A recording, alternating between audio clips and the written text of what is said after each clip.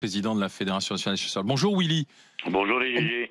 On a ce drame horrible, il y a une enquête qui est en cours, bien sûr, on va attendre les résultats de l'enquête, mais est-ce qu'il peut y avoir quand même une réflexion, notamment sur le fait que aujourd'hui, il faut interdire la chasse aux mineurs. La jeune fille avait 17 ans. Qu'est-ce que tu en penses ?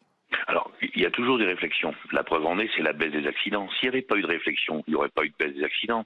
Parce que vous avez bien compris que les accidents viennent surtout pour la chasse du grand gibier, qui a été multipliée en activité par 10 depuis 50 ans, de par la prolifération de pas mal d'espèces de grands animaux.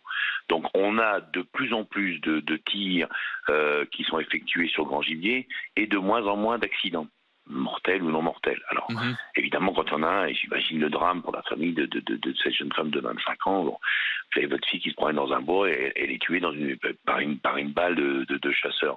On peut pas pire, on peut pas pire. Néanmoins, le cas précis là, il est dramatique. La globalité de la vision, il y a un gros effort qui est fait.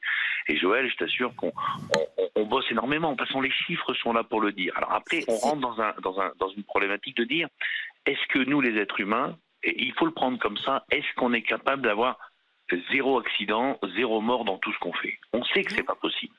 Moi, je veux me battre tous les jours pour qu'il y en ait le moins possible, et de moins en moins. Et même si ça peut paraître beaucoup, 7 morts par an, quand on peut prendre ça en comparaison avec d'autres activités. Alors, je parle même pas d'activité sportive. Quelqu'un qui se tue en faisant une activité sportive, je la compte pas. Je parle des gens qui peuvent être tués par une autre personne. Je prends par exemple les passages piétons. Il y a quand même quelques centaines de gens qui sont écrasés tous les ans et tués sur les passages piétons. Est-ce qu'on se pose la même question d'interdiction de la voiture? Parce que là, il faudrait dire, voilà, il y a un moment, il faut... Mais la voiture, c'est par millions, c'est un moyen de transport. Là, c'est simplement des gens qui s'engagent et qui vont marcher avec une arme à la main. Si tu veux, c'est là un moyen de travail, un moyen de se mais déplacer avec une passion. C'est fou quand même l'amalgame qui est fait. Ouais, l'amalgame est terrible parce que je voudrais juste vous dire pour cette affaire précisément de cet accident et que vous le sachiez parce qu'on n'a pas encore tous les éléments. La société de chasse concernée avait terminé sa saison de chasse.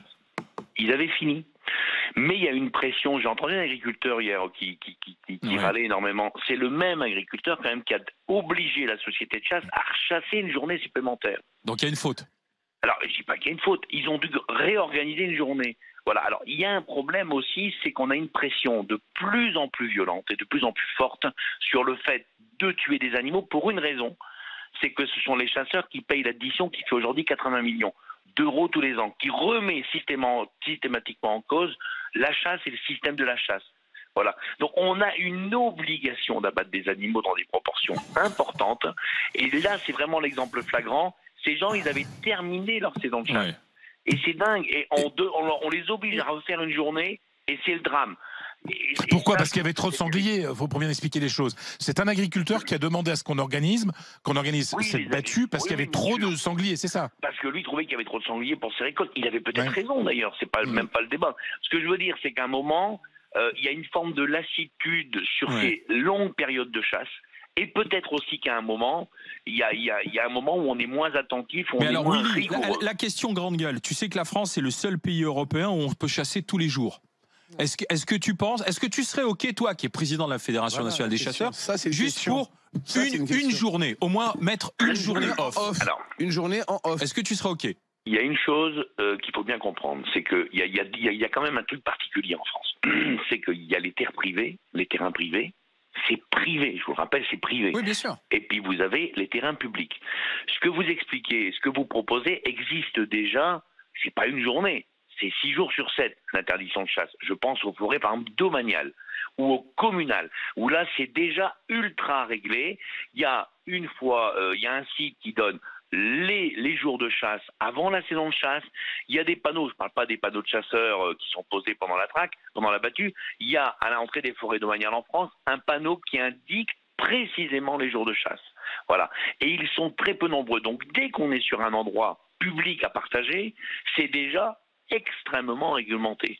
C'est déjà extrêmement cadré. Après vient la deuxième chose, où là moi j'ai du mal avec ça. Vous êtes chez vous, c'est votre terrain privé. Moi je ne comprends pas pourquoi on devrait interdire une pratique, qu'importe la pratique, quand vous êtes chez vous, où théoriquement, Il n'y a personne qui doit rentrer. Mais tu vois, je sais pas si tu as écouté la discussion, on avait un organisateur de chasse qui nous disait aujourd'hui on a des armes. Avant on avait des armes qui tiraient à 30 ou 40 mètres, aujourd'hui on a des calibres qui vont jusqu'à 100 mètres. Donc t'as beau être chez toi dans ta forêt privée, si la balle elle fait 100 mètres, elle sort et si t'es à côté, tu la prends quand même, hein, Willy. Non mais ça j'entends ce que tu dis. Peut-être qu'il faut réglementer aussi les fusils, les calibres. Non, les calibres n'ont pas changé. Les calibres n'ont pas changé. On utilise des armes de guerre on utilise des calibres qui ont déjà 150 ans.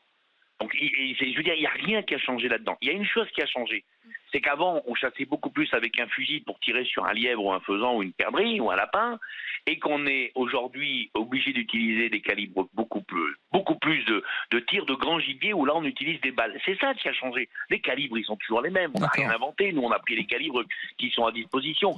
Alors après, moi, je veux bien, mais on va pas non plus tuer un sanglier avec une fronde.